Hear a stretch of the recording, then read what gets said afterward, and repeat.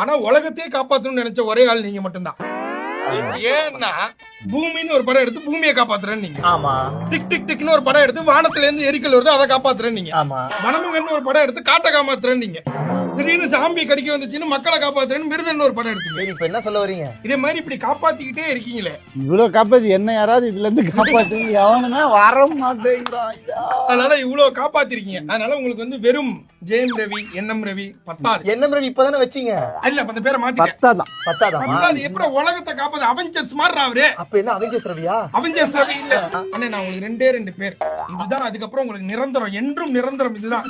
அவ்வளவுதான். டென்ஷன் ஆயிட்டா அவ்வளவுதான். பறக்கும் கரண்ட். டென்ஷன் ஆகும் சார்.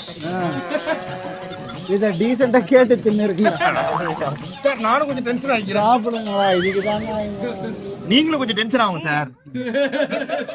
நாங்கெல்லாம் கொஞ்சம் டென்ஷன் ஆகிறோம்.